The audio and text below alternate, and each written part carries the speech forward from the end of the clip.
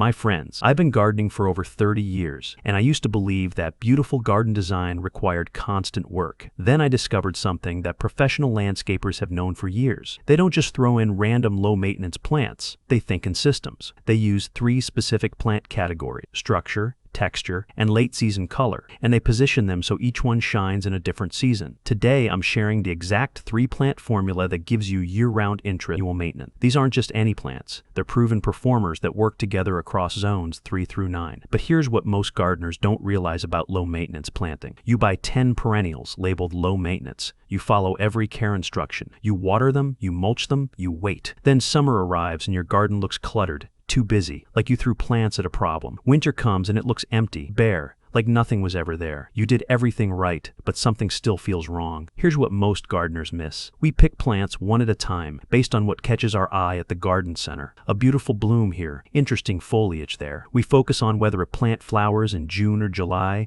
whether it tolerates shade or sun. We treat each plant like an individual performer instead of asking what role it plays in the whole garden. That approach creates collections, not cohesion. Professional landscapers think differently. They don't walk into a project asking which plants look pretty. They ask which jobs need filling. They need something tall to create vertical interest. They need something full to create mass and cover ground. They need something that extends the season past summer. It's a functional approach, like building a house. You need walls, a roof, and a foundation. Miss one, and the whole structure fails. I spent years making this exact mistake. My gardens looked fantastic in June when everything bloomed at once. Then October rolled around, and I had nothing but bare stems and fading leaves. I'd stand there wondering why my neighbor's yard still looked intentional while mine looked abandoned. The difference wasn't the number of plants or the money spent. It was the system. Professional landscapers have validated this approach through decades of practice, and once I understood it, everything changed. Every successful garden needs 3 specific jobs filled. First, you need structure. That means height, movement, something that holds the garden together when nothing else is performing. Second, you need texture. That means mass, foliage weight, something that fills space and makes the garden feel established instead of sparse. Third, you need late-season color. That means blooms or interest that peak when everything else is declining, carrying your garden through fall and into winter. Here's what surprised me most. You can fill all 3 jobs with just 3 plants, not 10, not 20. 3. One plant creates your structure. One provides your texture. One delivers your late-season color. When you choose plants based on the jobs they perform instead of individual appeal, you stop guessing. You're not wondering if you have enough variety or color. You're filling defined roles that work together across 12 months. The beauty of this system is how the timing layers. Structure emerges in spring and stands through winter. Texture fills in during the growing season. Late-season color peaks when the others shift into dormancy. This system eliminates the guesswork that keeps most gardeners stuck. You know exactly what each plant contributes.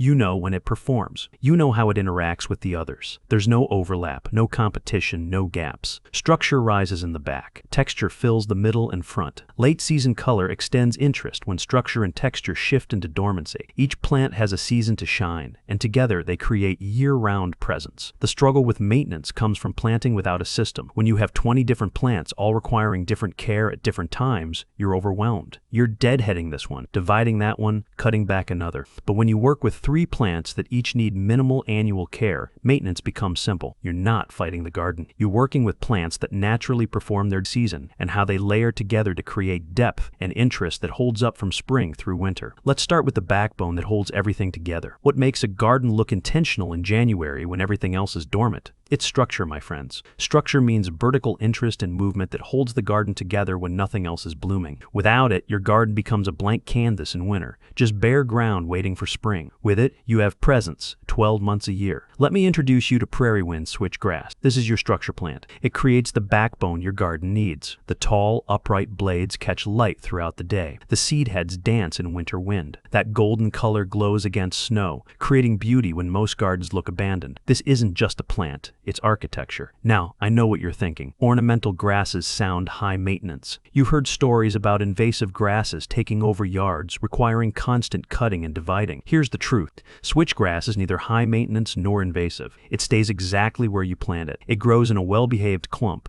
It requires full sun and one trim per year. That's the complete care routine. What makes it even more reliable is its soil tolerance. Switchgrass thrives in any soil, from sand to clay, and in any moisture level, from dry to wet. This adaptability means you're not fighting your existing conditions or amending soil year after year. Structure creates the backbone of your garden. Switchgrass delivers this job with height that remains standing through winter storms. While other perennials collapse under snow or turn to mush after frost, switchgrass holds its form. It stands upright, providing vertical lines and movement even in February. That's the role it fills, and it fills it for 12 full months. Let me walk you through the growth pattern. Switchgrass emerges in late spring, sending up fresh green blades after your last frost. It reaches full height by midsummer, creating substantial presence in the back of your planting beds. In fall, the entire plant transitions to gold, creating warm tones that complement late-season blooms. Then winter arrives, and here's where switchgrass truly earns its place. It stands strong all winter long. Snow bends the blades slightly, then they spring back up. Wind moves through the seed heads, creating motion in an otherwise still landscape. You get visual interest when nothing else is performing. The maintenance routine is almost too simple to believe. One cut per year in late winter or early spring before new growth emerges. That's it. You walk out in February or early March with pruners or head shears. You cut the previous year's growth down to about 6 inches from the ground.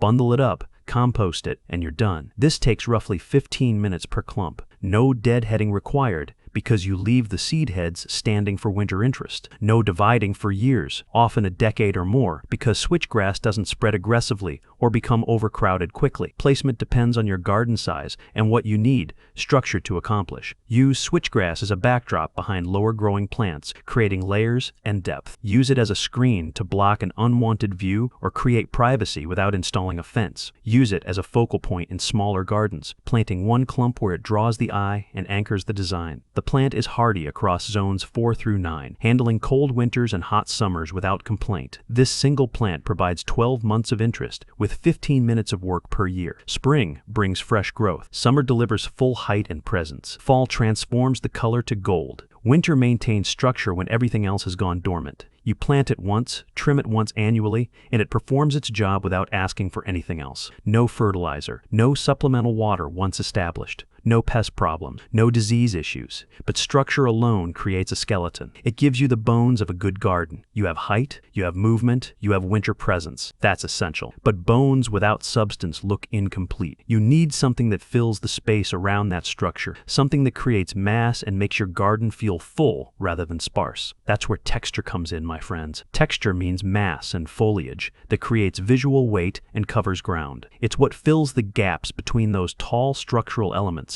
and makes your garden look full and established rather than a few lonely plants scattered across bare soil. Let me introduce you to Shadowland hostas. This is your texture plant. It's not about flowers or blooms. It's about leaves that fill space, create layers, and make your garden look complete. Hostas deliver this job better than almost any other perennial because they grow quickly and demand almost nothing from you. Watch what happens in spring. Those bold leaves unfurl rapidly once the soil warms. Within weeks, empty space transforms into lush layer. The foliage hides bare soil, creates depth, and makes your garden look like it's been established for years even if you planted it last season. That rapid growth habit is key. You're not waiting months for coverage. You're seeing results in the first growing season. Now, I know hostas get a bad reputation. People think they're boring. They assume hostas only work in deep shade and don't provide much visual interest beyond basic greenery. Here's what those people miss. Hostas are happiest when grown under the canopy of tall trees, but their light tolerance varies by region. In the coolest parts of the country, they will survive in some sun. In the warmest parts, they require full shade. Shadowland varieties specifically offer that substantial foliage that creates real impact rather than just filling space timidly. Let me walk you through the seasonal role hostas play. They explode in spring when nothing else is filled in. Your switchgrass is just emerging, sending up fresh blades. Your sedum is still low and compact, but hostas are already unfurling those big leaves, dominating the garden with their foliage mass. Through summer, they continue that dominance. The leaves create a low, spreading carpet that anchors the entire bed. Then fall arrives, and hostas gracefully exit. The foliage yellows after the first few frosts, signaling that their season is complete. Here's where the magic happens. These three plants work together across seasons without competing. Hostas dominate spring and early summer while switchgrass is still growing to full height.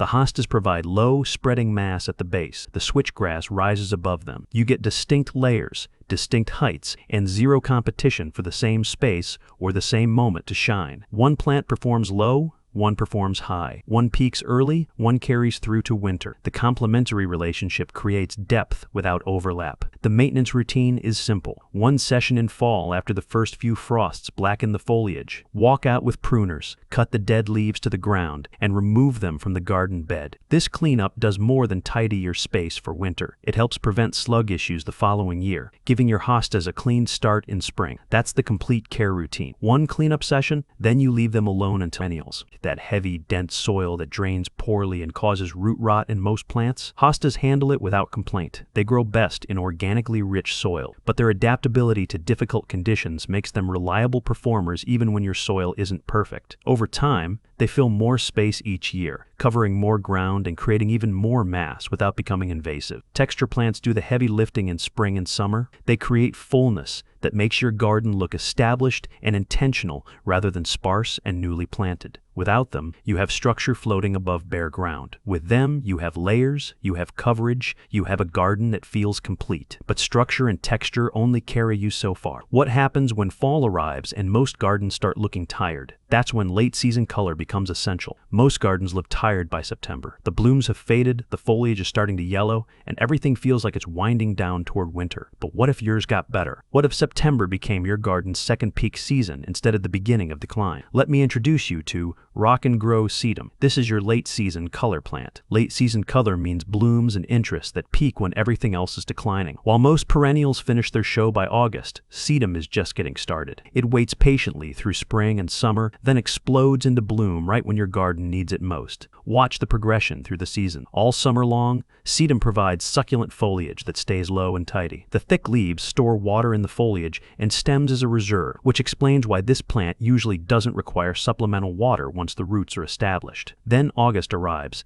and flower buds start forming at the tips of each stem. Those buds swell and darken over a few weeks. Come September, they burst open into full bloom in summer, but leave fall and winter empty. They choose perennials that bloom in May and June, creating a spectacular show for 6 weeks. Then, Labor Day rolls around and the garden looks finished. That's the tired look we're trying to avoid. It happens because we focus on the peak growing season and forget that gardens exist 12 months a year. Sedum's unique contribution happens at exactly the right moment. When your hostas are fading and turning yellow after the first frosts, and your switchgrass is transitioning to that beautiful gold color, Sedum explodes with burgundy, pink, or red blooms. The contrast is stunning. Those deep, rich colors pop against the golden grass and the fading foliage around them. Better yet, those blooms attract late-season pollinators when they need it most. Bees and butterflies need nectar sources in September and October, and Sedum provides exactly that vital food source when most other flowers have finished. This late-season pollen source becomes critical for pollinator survival heading into winter. Now here's where everything comes together. These 3 plants create visual weight across all 4 seasons without overlap or competition. Spring belongs to hostas. Those big leaves unfurl and dominate the garden while everything else is still waking up. Summer is shared by all 3. Hostas provide mass, switchgrass reaches full height, and Sedum offers tidy, succulent foliage. Fall gets dominated by Sedum blooms and switchgrass color. Winter is carried by grass structure standing tall and Sedum seed heads adding delicate texture at ground level. The layering effect creates depth that makes small gardens look larger and intentional. Seeds all working together without fighting for the same space. The maintenance routine stays simple. Leave Sedum standing in fall. Don't cut it back after the blooms fade. Those seed heads provide pollinator habitat and winter interest. Then in early spring, right when you see new growth emerging at the base, cut the old stems to the ground. 1 trim per year, taking just a few minutes per plant. Sedum thrives in full sun and very well-drained soil. Plant it lean and mean. Don't add fertilizer or organic matter when you plant it. If you have a sunny, dry spot where other plants struggle, Sedum will flourish there. The water storage mechanism in those succulent leaves allows the plant to sail through summer drought without wilting or requiring any help from you. Late-season color extends your garden interest by months. It transforms fall from decline into a second peak season. Your garden doesn't fade away in September. It shifts into a new display that carries through frost and into winter. Now let me show you exactly when to maintain each of these 3 plants. 3 plants, 3 maintenance tasks, one per year each. The beauty of this system is that each plant has a different maintenance window. The work spreads across seasons instead of creating one overwhelming spring rush where you're trying to tackle everything at once. You're never scrambling. You're never behind. Each task arrives naturally as the seasons shift. Let's start with fall and your hostas. After the first frost blackens the leaves, walk out with your pruners and cut the foliage to the ground. Toss it in your compost pile or yard waste bin. This takes about 10 minutes per clump. While you're cutting, you're reducing slug populations. Bundle up those cut stems and compost them. The whole task takes about 15 minutes per clump. Leaving the foliage standing through winter provides structure and wildlife habitat. Birds forage in those seed heads, but cutting before spring allows new growth to emerge without competition. Those fresh green blades push up easily when they're not fighting through last year's dense growth. Finally, early spring and your sedum. In March or April, when you see new growth emerging at the base, cut the old stems to the ground. This takes just minutes per plant. You're simply removing last year's dried flower stalks to make room for this year's fresh growth. Here's your complete maintenance calendar. Fall for hostas, late winter for switchgrass, early spring for sedum. 3 tasks, 3 different times, spreading the work across 8 months. Notice the rhythm here. Each task arrives when the previous one is long finished. Fall cleanup for hostas happens in October or November. Late winter cutting for grass happens in February or March. Early spring trimming for sedum happens in March or April. You have breathing room between each one. What makes this system truly low maintenance is what you don't do. No fertilizing required for any of these plants. No deadheading throughout the growing season. No supplemental watering once they're established. The 3 annual cuts are the complete care routine. That's it. You're not spending weekends maintaining these plants. You're spending minutes. This maintenance calendar is easier to remember than weekly deadheading or monthly fertilizing. It aligns with natural seasonal rhythms that you already recognize. First frost, time for hostas. Late winter thaw, time for grass. Spring bulbs emerging, time for sedum. The garden tells you when it's time to act. Each task also signals a seasonal transition, connecting you to the garden's natural rhythms, instead of feeling like arbitrary chores on a to-do list.